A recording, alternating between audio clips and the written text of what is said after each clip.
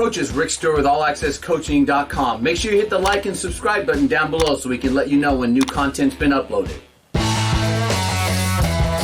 No, we got Buck. We got Buck first. So this was kind of the 3-3 look that we got. It's kind of funky, I know, but Coach Stewart had said, right, we got a little bit sexy, in this offense. We took this Y, who normally would be an inline tight end. So you'll see two different films, right? You'll see the film from last year where we got an inline tight end, and then you'll see the film from this year where we don't have that inline tight end. But this is how we game planned for it this year. We were just based up on this nose guard. Their nose guard, probably similar. And a lot of 3-3s, pretty big kid.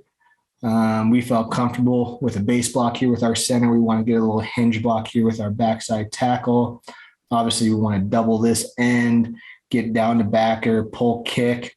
This A backer generally would shoot upfield once he saw play side pull. So that would be our kick guy.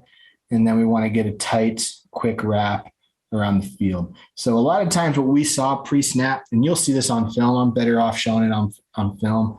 I think you guys will probably like that better also.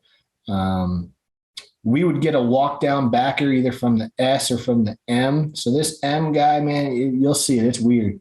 He kind of roamed and we couldn't really get a grasp of where he was or why he was or what exactly his responsibility was. And again, I'll explain that a little bit better for you guys on film. But you just have to teach those offensive line, man, keep your eyes up because there's going to be plays where, play side guard, you got Buck called, he's going to have to stay.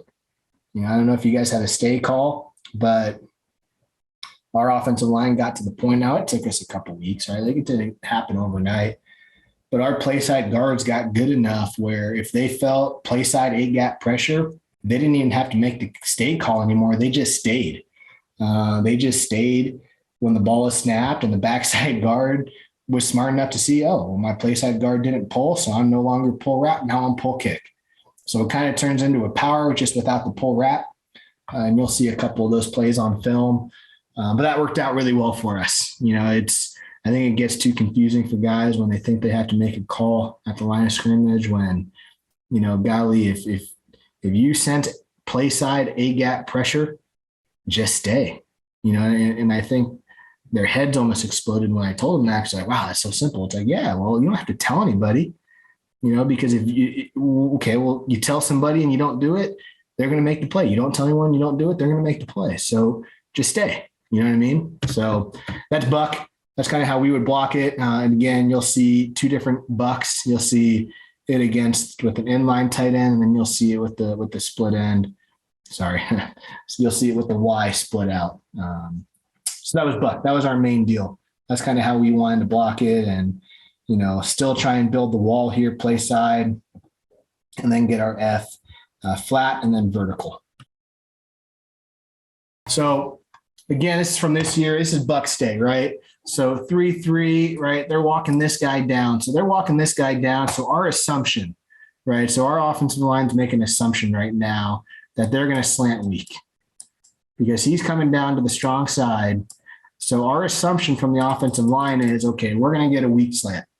And this is something we talked about. It's something we planned and said, okay, hey, if you see this, and you sense that, hey, something's off, we might get some A-gap pressure here, stay. Now, we didn't block it well, I don't think. In my opinion, we didn't block it too well.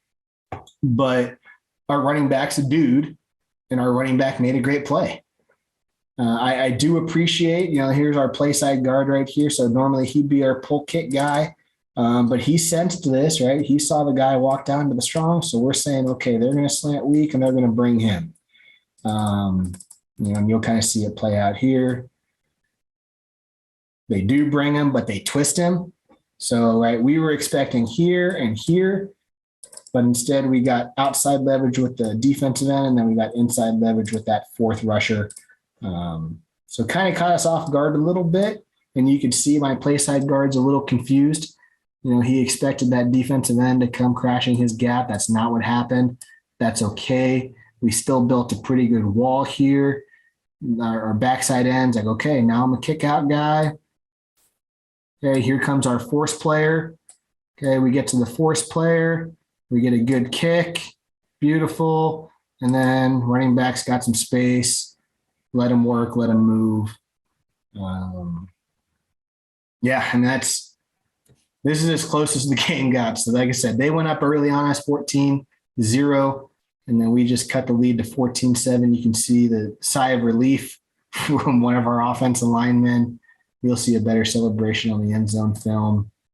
But that's the closest the game got. You know, their offense was deadly, and they scored at will against us, unfortunately. Like, their quarterback is a D1 kid. He's only a junior. He's going to go somewhere. He's not a Power 5 kid, but he's definitely a Group of 5 kid, in my opinion. They have him. They got a receiver. They're good. They're a good offensive football team. Defensively, again, I think we found the holes against them. It was too little, too late, in my opinion. All right, so here we go. So here's a good end zone shot, right? So, you know, a little fancy motion, right? Nothing crazy. But what we're expecting, so our right guard sees this guy. He sees him walked up. So what we're expecting is slants in here. And everyone's in there. Everyone's in on this. Everyone knows what we had practiced. Everyone knows what we had communicated.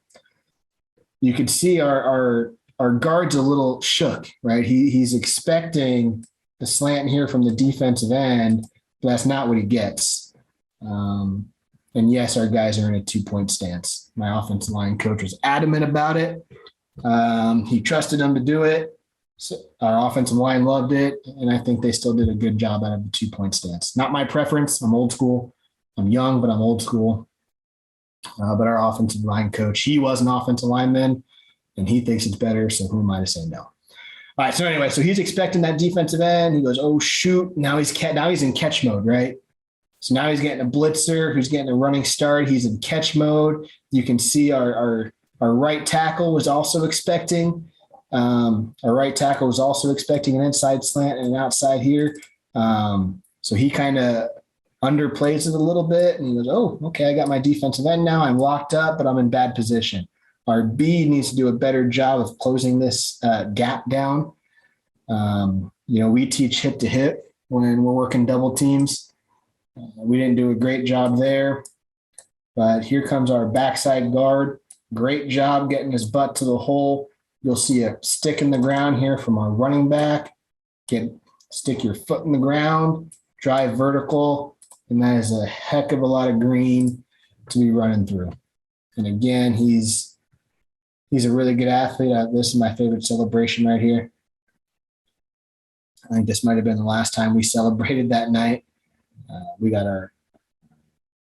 Like I said, we got our absolute tails whipped this game. You know, hats off to this team. This is another private school in Arizona, Scottsdale Christian Academy. They kicked our teeth in offensively. It's unfortunate. They scored a heck of a lot of points against us, but really, really good here. You know, I'm proud of our offensive line on this play, especially, man. Like, again, they identified the fourth rusher. They knew what their gap integrity was. The only switch that they threw at us, right, was the guys. So instead of him going outside, he came inside and he went outside. So it was a good play by them, a good play call by them, in my opinion. But we had practiced it to know that, hey, we got this gap integrity we need to take care of. Our play side guard hesitated a little bit there, but, you know, overall wasn't horrendously blocked.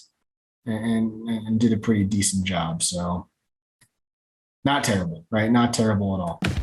Coaches, Rick Stewart with allaccesscoaching.com. I really hope this video helps make you a better coach. Make sure you hit the subscribe and like button down below so we can let you know when new content becomes available, because we're all about coaches helping coaches. And remember, coach, better today, never as good as tomorrow.